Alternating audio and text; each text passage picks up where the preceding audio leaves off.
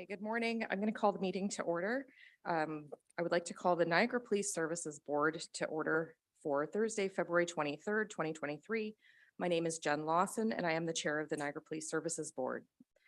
We begin this meeting this morning by acknowledging that the Niagara region is situated on treaty land. The land is steeped in the rich history of the First Nations, such as the Hadawandarunk, the Haudenosaunee, and the Anishinaabe, including the Mississaugas of the First Nation. There are many First Nations, Métis, and Inuit people from across Turtle Island that live and work in Niagara today. The Regional Municipality of Niagara Police Services Board stands with all Indigenous people, past and present, in promoting the wise stewardship of the lands on which we live. We'll do roll call now. Member Kiokio. Present. Member D'Angela. Present. Member Eek. He's on mute, but he's joining virtually. Member Yip, present. Member McKendrick, she's joining later. And Member Steele. Here. Dave Eek here. Thanks, Dave. Are there any declarations of conflict or pecuniary interest? No, seeing none. The minutes of the public board meeting held on Thursday, January 26, 2023. If I could have Member Kiokio move and Member D'Angelo second, that the minutes of the public board meeting held January 26, 2023 be adopted as circulated. Are there any corrections or questions? No, seeing none. All those in favor? Anyone opposed? That is passed. Chair, if you could just mark me as opposed. Sorry, I marked you as opposed. Sorry about that. Yeah, thank you. Okay. Minutes of the Public Finance Committee meeting held Thursday, February 9th, 2023. If I could have Member Eek move and Member Yip second, that the minutes of the Public Finance Committee meeting held Thursday, February 9th, 2023 be adopted as circulated. Are there any corrections or questions? No, seeing none. All those in favor? Anyone opposed? That is carried. Reports from the board chair. So I'd like to welcome to the ministry, on behalf of the board, David Tilley to the meeting this morning. David is with the Inspectorate of Policing at the Ministry of the Solicitor General, and he serves as a policing services advisor to the police boards in Ontario. He is attending our meeting virtually today as part of routine visits by policing services advisors to police boards across the province. We are pleased to see his continued attendance at our meetings. On February 10th, the service hosted the first Lunch and Learn initiative entitled Indigenous Awareness in the community room at police headquarters. We were honored to hear from Sergeant Chantel Larocque of the Anishinaabe Police Service, who provided attendees with an insightful presentation and discussion about Indigenous awareness. Vice Chair Eek, board staff, and I attended the event along with Deputy Chiefs Flynn and Forty and numerous members of the service, both sworn and civilian. The Canadian Association of Police Governance hosts monthly webinars as part of its educational strategy to keep police boards and police executives across Canada apprised of issues currently impacting the policing community. Board members attended the webinar on February 14th for discussions on proven mental health strategies for public safety personnel. The next webinar is scheduled for March 21st, entitled Tuning Up Your Police Governance Skills, and all board members are pre-registered, and for those who cannot attend at the specific date and time, a recording of the session will follow after the webinar is completed. On February 22nd, the Ontario Association of Police Services Boards held their Zone 4 quarterly meeting. Zone 4 consists of a total of 14 police services board, including municipal and OPP contract boards or First Nations police governance bodies that are located within the regions or counties of Brant, Haldimand, Halton, Hamilton, Niagara, Norfolk, and Oxford. These quarterly engagements allow boards within a certain geographic area to meet for the purpose of discussing matters related to police governance. Vice Chair Eek attended the meeting on behalf of the board. On February 27th and 28th, the Police Association of Ontario will be hosting the 2023 Employment Conference being held at the Sheridan Parkway Toronto North Hotel. The conference sessions will provide comprehensive updates on human rights issues, chief and board operational responsibilities, collective bargaining, and current trends, a review of recent grievance arbitration decisions, and civilian and uniform discipline trends and issues. Vice Chair Eek, Member Kiokio, and I will be representing the board at the event. On March 10th, the Peel Police Services Board and the Peel Regional Police Service are hosting an auto theft and carjacking summit that will include mayors, regional chairs, police services board chairs, and police chiefs from Toronto, York, Durham, Halton, Hamilton, Ottawa, and Niagara, as well as members of the OPP, Canadian Border Services Agencies, the Greater Toronto Airports Authority, and other key partners, including representatives from the provincial and federal governments. The summit is aimed at working toward a multi-jurisdictional solution that will generate concrete actions to reduce auto thefts and carjackings and increase the solvency rate for these crimes. The summit is being held at the Toronto Airport Marriott Hotel, and Chief McCullough and I will be in attendance. There are no committee meetings scheduled for March, and the next monthly board meeting is scheduled for Thursday, March 23rd at 9 a.m. in the community room here at police headquarters. And Chief, do you have any reports? Good morning and thank you. I don't have any announcements this morning, but I do have going to the 2023 homicide and attempt homicide statistics. During the reporting period of January 24th to February 21st, there were no homicides or attempt homicides that occurred during that time frame. So to date in 2023, we've not had any homicides or attempt homicides. Comparatively, in 2022, we had 8 homicides, 7 attempts. 2021, we had 6 homicides and 3 attempts. In 2020, we had 5 and 3 attempts. And in 2019, 7 homicides and 2 attempts. Just an update with regards to a 2022 homicide that occurred in St. Catharines. As reported back in September 2022 to the board. On August 27th, 2022, one district officers attended to an assist ambulance call in the area of Queenston Street and Riordan Street, St. Catharines, for a man in medical distress. The male was subsequently transported by hospital by EMS. The male's health quickly deteriorated and he was transported to an out-of-town hospital for treatment of his serious brain bleed. On September 8th, the male died from his injuries and the homicide unit assumed carriage of this investigation. On February 3rd of this year, 16-year-old St. Catharines male was arrested and now faces a charge of first-degree murder. And on February 4th of 2023, a second 16-year-old male from St. Catharines was arrested and now faces a charge of first-degree murder. Niagara Regional Police Service would like to thank the media and members of the public for their valuable assistance with this investigation. Just with respect to traffic fatality and serious motor vehicle collisions, there were no fatal motor vehicle collisions, and there was one life-threatening injury of motor vehicle in January of 2023. So far in 2023, we've not had any fatal collisions. Comparatively, in all of last year, we had 18. In 2021, we had 21, 16 in 2020, and 13 in each of 2018 and 2019. Just some information with regards to that life-threatening injury collision. On Monday, January 30th, 2023, 8 district uniform officers responded to a report of a pedestrian that was struck by a vehicle on Livingston Avenue at Briarwood Avenue in Grimsby. Police determined that a 14-year-old female pedestrian was struck by a sport utility that was being driven by a 17-year-old female.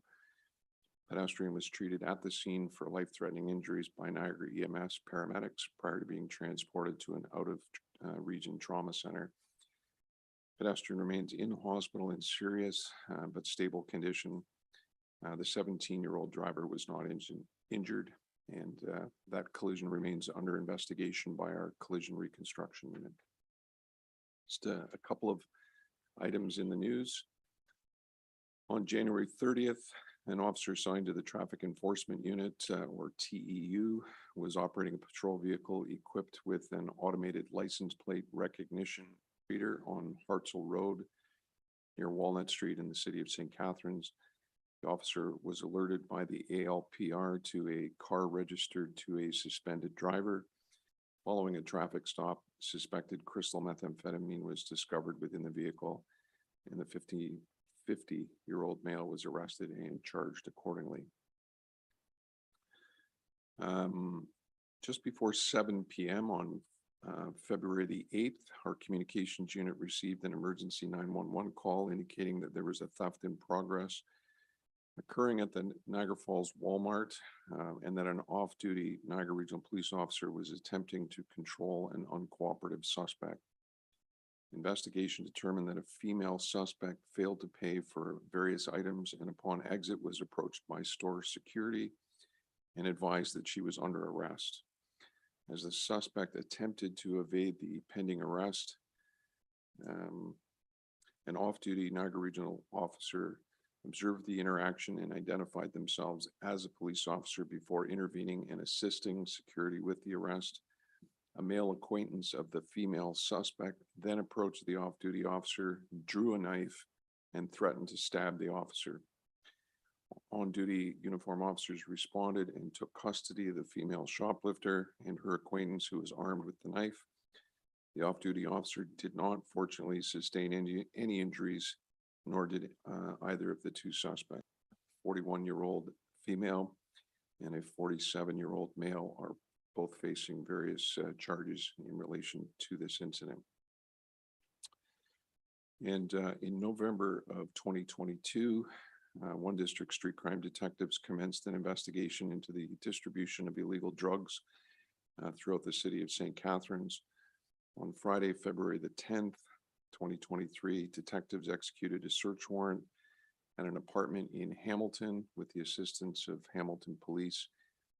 In total, detectives recovered over 700 grams of suspected fentanyl and over 54 grams of suspected cocaine, combined estimated street value of over $156,000. As a result of this investigation, a 25-year-old Hamilton man, along with a 49-year-old Kitchener man, has been arrested, and they are facing several drug-related charges. Around 2:30 p.m. on Sunday, February 13th, officers were alerted to a break and enter in progress at a closed commercial business in the city of Welland. As 3 district officers responded to the scene, information was provided by the complainant that 2 suspects were seen running from a secure building into a nearby wooded area. Our canine unit was notified of the incident, prompting a response by police service dog Rudy. On arrival, police service dog Rudy was deployed and immediately detected the scent of the suspects. Rudy led his handler and assisting officers into the wooded area where both suspects were located, attempting to conceal themselves under downed brush. 2 men in their 30s are now facing charges in relation to this incident. And that concludes my report this morning, Madam Chair. Thank you. Perfect. Thank you, Chief. Board members, any questions? Oh, seeing none. Next, we have on consent agenda items 8.1 to 8.13. If I could have Member Yip and Member Steele move that the information be received. There's 8.1, sorry. Letter dated January 30th, 2023 from Sean Collier, Chair of the Durham Police Services Board, addressed to the Honorable Michael Kersner, Solicitor General of Ontario, to follow up for a response to Durham's letter dated October 31st, 2022, calling on the Solicitor General to convene an expert panel of key stakeholders to develop a comprehensive plan of action to move forward to address community safety concerns in relation to firearm-related crimes, gangs, mental illness, and opioid addiction, as supported by the Niagara Police Services Board in a letter dated December 12th, 2022.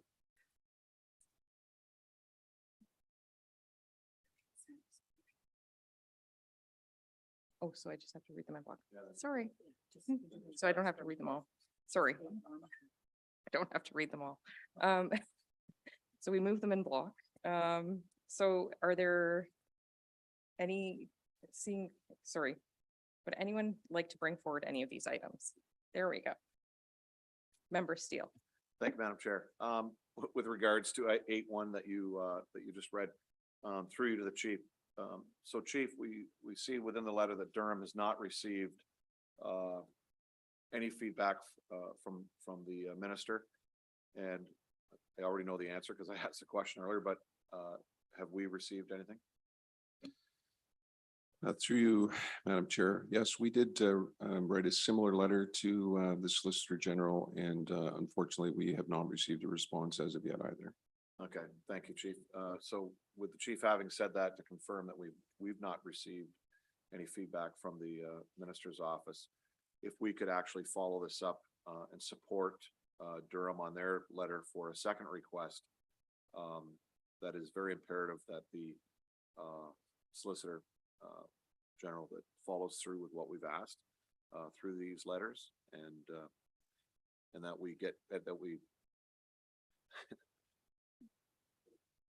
I won't say demand, but we say, look, we want an answer. I think we need to be very forthwith on that ask, please. Thank you. We can take that as direction. Any other comments about 8.1? Member Keough. Thank you, Madam Chair. Just we're past 8.1, right? Okay, we're 8.2 now, the core program. In reading the report, I was very impressed with the program that's a pilot project for the past, I guess it's a year. And I know that Niagara Regional Housing is very impressed with what's been going on and the progress they've seen with their youth in the areas. Chief, maybe can you just give us a little bit more details on this program and whether it's going to continue on, and are there other areas other than just the regional housing that the core program is focusing on? Through you, Chair. Yeah, the core unit was really created as a result of our change in operations with regards to the school resource officer program. So the core program operates out of 1, 2, and 3 district.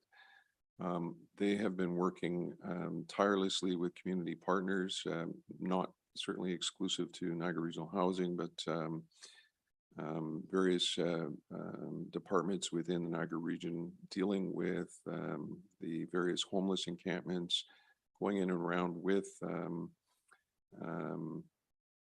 Niagara region partners and checking on the welfare of people who are in those encampments. They are, they respond to a variety of incidents. Just received another very, very favorable email last night about one of our core officers who responded to a situation at community care in St. Catharines, really doing great work, taking calls away from the front line and they have that additional time to really focus on solving problems as opposed to putting a Band-Aid on a solution or a situation. So great feedback that we've received, and we have every intention of continuing on with the program. Great, thank you. It sounds like a great program. So you said it's just in districts 1, 2, and 3, which I'm assuming is Niagara Falls and St. Catharines. Will you see that expanding to other areas of the region, or? So right now they're in 3 district, which is Welland and Pelham as well, okay. and St. Catharines and Thorold, and Niagara Falls and Niagara the Lake. The reality is that they have the ability, if necessary, to assist in other districts, which they have. Point of mind comes to a march that was held at the Fort Erie Friendship Center, and they assisted working again with our EDI unit. They do a lot of work with EDI to, again, build relationships with the various equity seeking groups within the community, really focusing on building those relationships in a period of non-crisis so that when a crisis situation happens, we're better positioned. That's great, excellent news. I'm glad to see that's going to carry on. Thank you. Thank you. Any other questions about 8.2? Member, yep. Thank you through you, Chair. On item 8.4, on August 13th of 2020 at a special regional council meeting, we discussed that if the collection of identifying information in certain circumstances, so known in the community as carding or street checks, was carried out, that it had to be carried out in a very specific way based on the provincial regulation, but that ultimately the NRP didn't have to carry out that practice, right? So going to do it, follow the regulation, but there's nothing that requires us to carry out the practice here in Niagara. Given that no information was collected in 2021 or 2022 or in 2019, as discussed at that 2020 meeting, could Niagara Regional Police Service just stop this practice altogether? So through you, Chair, not exactly sure that you've characterized that correctly. That this is the legislation that's in place right now. So if officers collect identifying information from an individual, then they are required to follow the legislative requirements. If they don't, then they're subject to potential disciplinary action. So this is the law of the land for law of the province for every police officer in the province. So I don't know that if your question is, can we stop doing this practice? I don't know that we can. I think there's a legislative requirement within the Police Services Act that requires us to do so. Okay, thank you. This is almost an exact repeat of that August 13th meeting in 2020.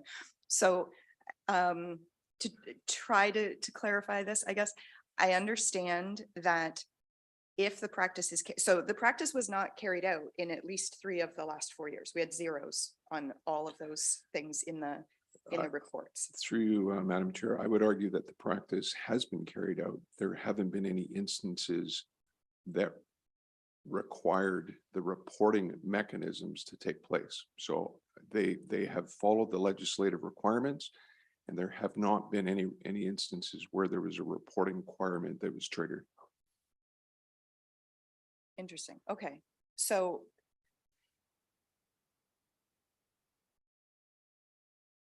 I think I need to send you the video of that meeting.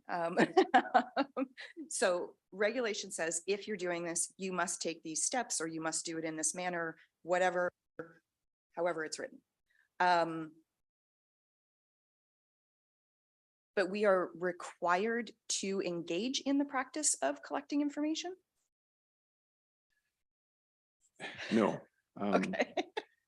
The requirement is if officers collect identifying information, then there are certain reporting requirements that are triggered by Right. the legislation. Okay. There are also training requirements that are triggered by the legislation as well. Every 3 years, our officers have to receive retraining on the legislation. The legislation itself is quite complex to understand all of the requirements. There's a lengthy e-learning component that every officer had to go through when the legislation was enacted, and we just recently had every officer in the service retrained as the requirements of the legislation to fulfill our obligations under the Act. Okay. So you started that part with a no, and I'm not clear what the no was to. So I'm sorry, because I feel like maybe I'm not being clear. Regulation says if you're doing this, you must do it in this way. The regulation doesn't say that it has to be done, though. Is that correct? Again, I'm not exactly sure what you're asking, because the legislation is very prescriptive. If we are going to engage in the practice of collecting, identifying information from an individual in certain circumstances, then there are requirements that have to be fulfilled. Right. This report is outlining our summary of when those circumstances happen. And we have not had any situations in 2022 where the reporting requirements were triggered. Okay, We still have to report to the board on whether or not we had any instances that met the criteria, but we did not have any. So, and I apologize through you, Chair. So if we're doing it, must do it in this way, but there's nothing that requires us to do it. There's nothing that requires officers to engage in, again, and I'll just use the language that is familiar to the community. There's nothing that compels, that requires the police service to engage in carding or street checks. So we don't use that terminology anymore. Yeah. Um, I was trying to use what the community is You're familiar with. going around it in a reverse order. Okay. I think it's very important to phrase it in the way that the legislation is requiring police services, not just Niagara Regional Police Service, all police services. If you collect identifying information in certain circumstances, then there's a requirement under the legislation to do certain things. So we're fulfilling our obligations. And I don't know if I fully understand what your question is to whether or not there's a requirement to do it, because this is the law. So this is our obligation and our officers' obligations to fulfill their requirements under the legislation. Okay. I'm going to try it one more time. Through you, Chair. So you said, if it's done, it must be done in this way. We're both saying the same thing there. If it's done, it must be done in this way. What I'm trying to get at is there a requirement that it be done? So if you stop a vehicle, it must be done in this way, but you're not required to stop every vehicle, right? So does the NRP have to engage in this practice at all? I understand if they do, it must be carried out in a certain way. What I'm trying to determine is if it is required at all.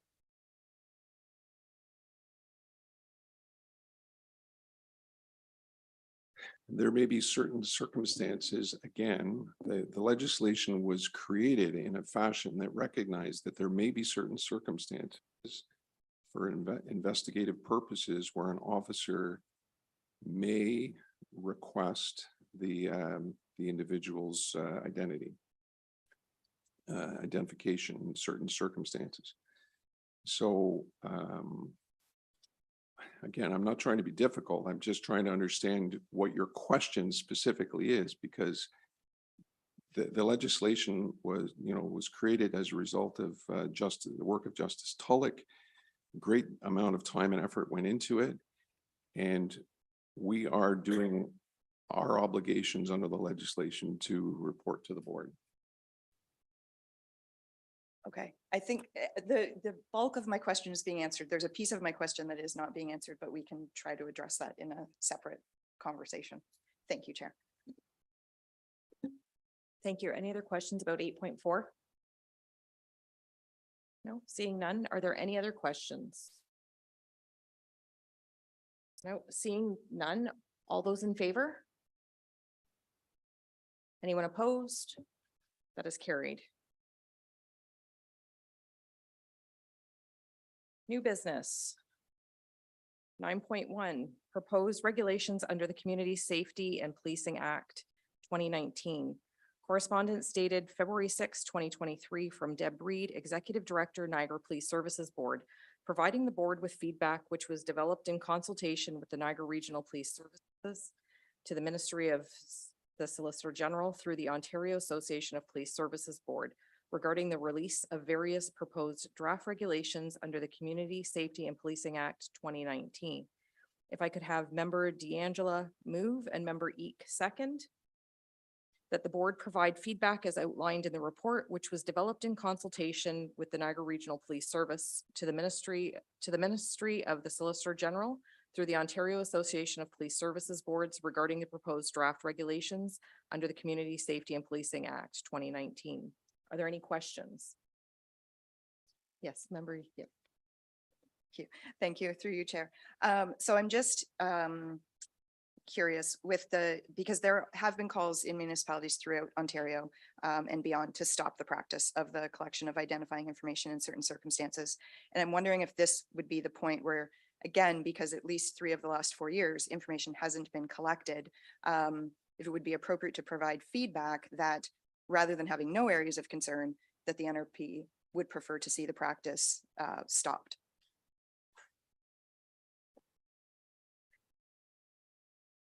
Sure, you, Madam Chair. So the question is to me whether I would prefer to see the practice stop or, you know, I think the reality is this is the legislation that currently exists. There was a tremendous amount of work that went in consultation with police service boards, police services, and other community stakeholders across the province. If there was a legislative decision to repeal the legislation, then, you know, obviously we would conform with whatever legislative requirements there were. Thank you, through you, Chair. But given that we're being asked for feedback and that we haven't collected any information in at least 3 of the last 4 years, would this be the point where we would suggest that maybe this is a practice that could be stopped entirely? Again, not how, just yes or no if it's done is what I'm trying to get at. Yeah, I think I think what often gets lost in the conversation is that there was a practice of what was referred to as street checks and carding that existed before. And now there's the collection of identifying information in certain circumstances. They're different they're different issues. And the collection of identifying information in certain circumstances is what came out of concerns and complaints that arose from street checks and carding. So again, we are at the whim of the provincial government in terms of if there's still going to be a requirement to do so, we will do so.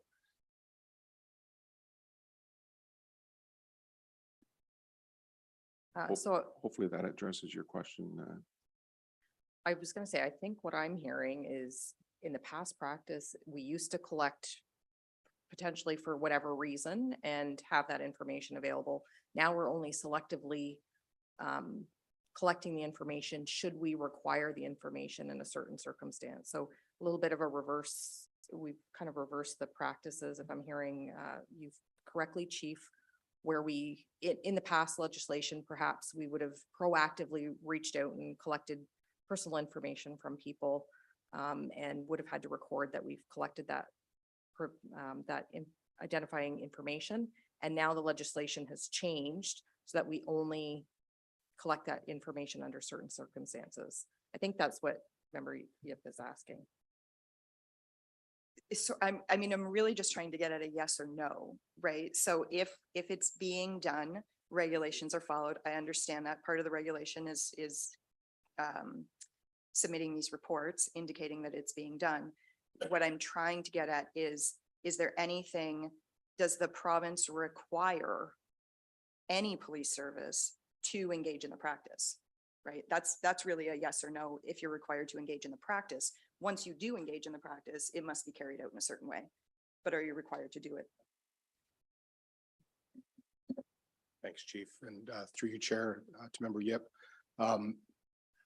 I think part of the gap here is about engaging in between your question and our answers is engaging in the practice, and the practice is what police do for a living. That's the issue, is that we respond to calls for service, we respond to calls about criminal things, and the practice is us talking to people. And the prohibition, you know, if I could just give an example, that you know, there's a very vague report that it was a person of color who was involved in the action, and then we end up pulling over a person who happens to be that color, but there's nothing else about them that would connect them to the incident. So, and then we try and identify who that person is, when really there's no evidence that that person has any connection other than by virtue they may be of the same race as the person who was involved. So this legislation allows us and compels us on an annual basis to report back to the ministry that we're not doing the things we ought not to be doing, which is, you know, that exact thing, actually, without any other indicia or evidence that that person's connected to the crime, to just really, you know, maybe identify them because we think that they're causing a problem in that area as well, whatever it is. So the practice, you know, it's compelled us to get more accurate and more detailed and more nuanced about how we're identifying people. So I think this piece of legislation compels us to say that we're not doing things the wrong way. We're not trampling on people's rights by just picking them out because they happen to have some identifying characteristics. We'll always be involved in trying to establish who it was. We just need to go about it in a way that's not negatively affecting people's rights that happen to be out on the street that day. So. Okay, thank you. Through you, Chair. So by virtue of having these reports with all zeros, we're saying, and again, I'm not an officer, so I'm probably not maybe using the correct terminology. But by virtue of all these zeros, we're saying that in carrying out your jobs, yes, you may have stopped someone, but you didn't go so far as to sort of engage in the practice that would require you to put ones in those various columns, because you didn't just go, oh, this person is a person of color and the suspect is a person of color, so they must be the same person. So there's a point where somebody is recognizing, oh, this isn't a point where I would start to collect this information. Is that correct? That part's correct, yes. The reality is that the legislation was put in place as a check and balance, if you will, to prevent what was in place before, which was the old carding and street checks. That addresses. And that would have been the practice of where you see, for instance, the suspect is Black, and so we are just in the carding street check world, we're just stopping everyone who's Black because, right? And so this regulation doesn't permit you to do that. And we're seeing all of these zeros because you're not just asking every Because Black we're- person you see. Right, because we're Okay. conforming to the legislation. Okay, Right. thank you. So in this case, a zero is a good thing. It is a positive report. Perfect. So are there any other questions about 9.1? Seeing none, all those in favor? Anyone opposed? That is carried. 9.2, the service report dated January 20th, 2023, requesting board approval of the Niagara Regional Police Services 2021 annual report submitted in accordance to the annual reporting requirements set out to the board bylaw 262/2003 and with the adequacy standards regulation. If I could have member Yip and member Kiokio second that the board approve the Niagara Regional Police Service 2021 annual report, and further that the document be posted on the NRPS website, and that the regional council be notified pursuant to section 32(1) of the Ontario Regulation 399, the adequacy and effectiveness of police services and the information sharing protocol between the board and the region. Are there any questions? Being none, all those in favor? Anyone opposed? That's carried. 9.3, the service report dated January 25th, 2023, submitted in accordance to the annual reporting requirements set out in board bylaw 386/2020.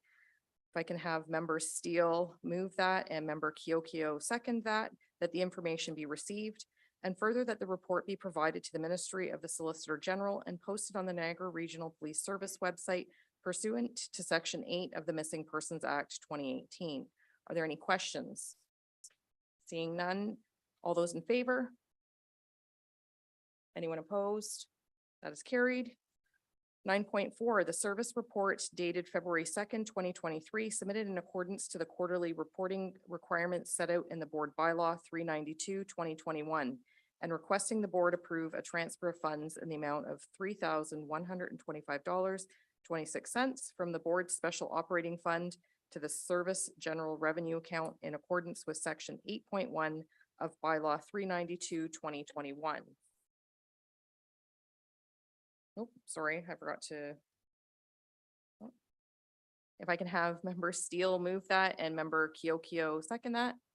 That the information be received and further that the board approve the transfer of $3,125.26 from the board's special operating fund to the services general revenue account. Are there any questions? All those in favor? Anyone opposed? That is carried.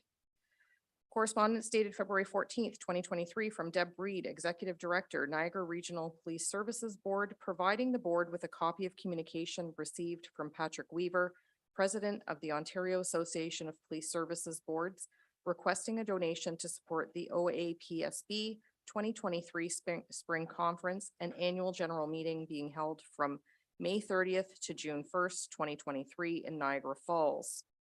We had previous donations in 2003 to 2022 of $1,000, and we were a conference host in 2011 of $10,000. If I can have member D'Angelo move that and member Eek second that the board authorize a donation in the amount of $1,000 from the special fund to the Ontario Association of Police Services Boards in support of its 2023 Spring Conference and Annual General Meeting. Are there any questions? Anyone opposed, or sorry, all those in favor? Anyone opposed? That's carried. The service, 9.6, service report dated January 19th, 2023, requesting the board approve a donation to assist members of the NRPS Brazilian Jiu-Jitsu team with the cost of registration and travel to the Toronto Police Service for participation in a roll-a-thon charity event being held on February 25th, 2023 in support of Sick Kids Hospital. This is a first-time special fund donation request. And if I can have member Yip move that and second by member Steele, that the board approve a donation in the amount of $2,000 from the special fund to the NRPS Brazilian Jiu-Jitsu team participating in a roll-a-thon charity event. Any questions? Seeing none, all those in favor? Anyone opposed? That is carried. 9.7, service report dated February 17th, 2023, requesting the board approve a donation to help offset the expenses incurred for registration, travel, and accommodations by members of the NRPS Members Elite Hockey Team that competed in the International Police Hockey Tournament held in Waterloo, Ontario on February 23rd and 24th. Previous donations in 2006 to 2019 were $500 and in 2020, $700. If I could have member Steele move that, second by member Kiokio, that the board approve a donation in the amount of $1,500 from the special fund to the NRPS Men's Elite Hockey Team that competed in the 2023 International Hockey Tournament. Are there any questions? Member D'Angelo. Thank you, Madam Chair. I'd just like to increase that amount by $500, so to make it an even $2,000. If I could put that amendment on the floor.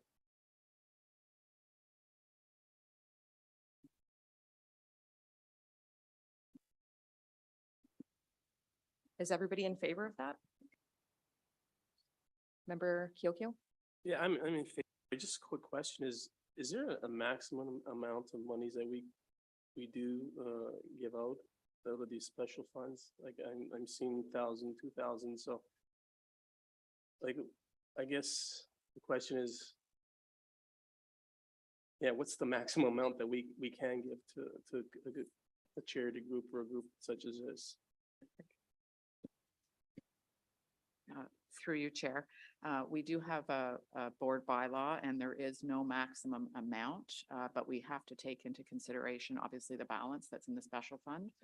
And our bylaw is set up so that we consider items on an individual one-by-one basis, but we do look at the previous donations that have been made in the following year as well. Okay, so I guess we're keeping in line to all the amounts that we're giving out, seeing that there's enough money in that fund to continue on for the rest of the year. The previous donations through you again, Chair, were $500 from 2006 to 2019. And in 2020, it was $700. And this year, the request came from the service to increase to $1,500. And now member D'Angelo has asked that it be increased to 2,000. So I'd have to defer I guess maybe refer to the chief. If he wants to provide further comment. Yeah. if you don't mind. Request, sorry. I just, Chief, do you have any comments? Through you, Chair, if I could just comment as well, the board would have seen a previous request for the women's team that entered the same tournament, and which is actually, I think, taking place today and tomorrow. And there was a previous request for in the rec division for another men's team. So in each of those cases, it was $1,500 that was requested for those two teams. So I would, in keeping with fairness, I would suggest that the team that's competing in the elite division would receive the same. thank you, to Chief. I think that's where I was kind of getting at as well. I'm trying to keep in fairness with what we've given in the past. That's why I've asked if there's a maximum, minimum amount, whatever. We need to be careful, who we give and what we get, the amount we give to it as we move forward. So those are just my comments. Thanks. Thank you. Member D'Angelo? Yeah, thank you. I just want to further elaborate why I've increased the amount, and I know there's fairness involved. I'm just moving forward in 2023. We had a report just came up 9.4 that showed the fund. There's $140,000 in that fund. So there's quite an extensive amount. And again, it's not part of the base budget. It's not paid by taxpayers. This is a special fund where the majority of this comes from police auctions of materials. So, and I would have no issue increasing the other amounts coming in 2023 in terms of fairness. So the other requests came prior to December 31st, which were 2022. So I'm looking at an increase for 2023. If you want to remain the same here, just bear in mind that in future amounts, I would increase their amounts because costs are going exponentially through the roof. When you have these tournaments, it's the 40th anniversary of this one. They started this back, I think 40th, if I'm not mistaken, when I was reading the report. So that's why I decided or made the recommendation to increase it. It's not in terms of not being fair to the others. It's a 2023 thing that I'm looking at. So any other further requests, I will again evaluate them as they come through as a board member and look at that. So I'm going to stick with the increase. If you want to go back in fairness, if the tournament's on, if you want to go back and give another $500 to the women's team, I have no problem with that either in terms of fairness. There's quite a bit of money in that fund. That's why I increased the amount. So that's my comments. Thank you. Member Steele? Thank you. Through you to the chief. The $1,500 that's being asked for, that's the registration cost for the tournament? Yes, that's my understanding. Which we've always covered, so. No?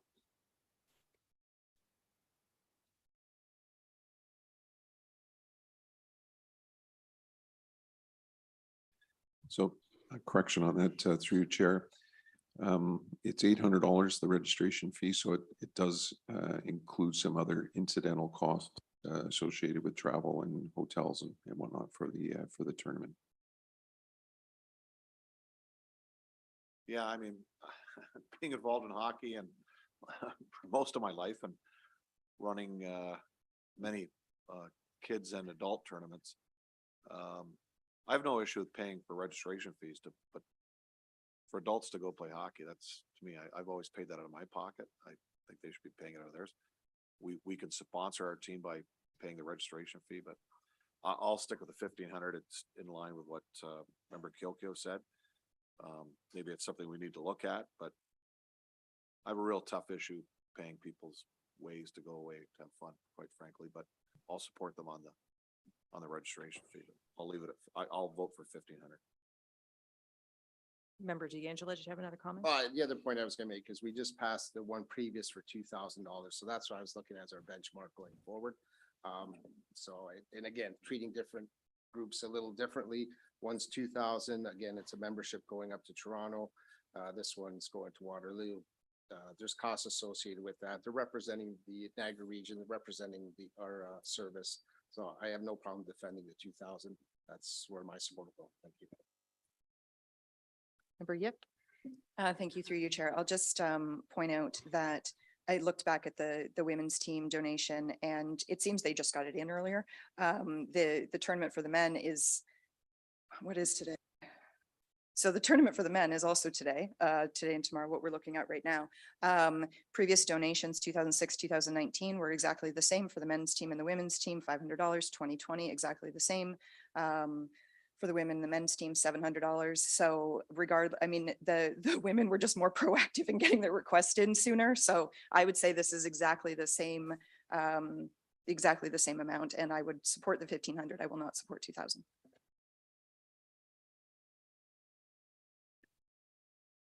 So member D'Angelo, are you keeping 2,000 on the table?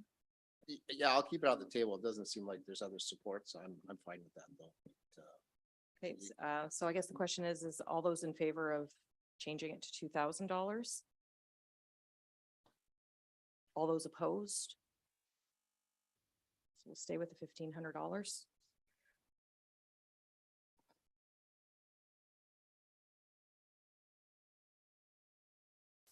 Okay. Sorry, learning here.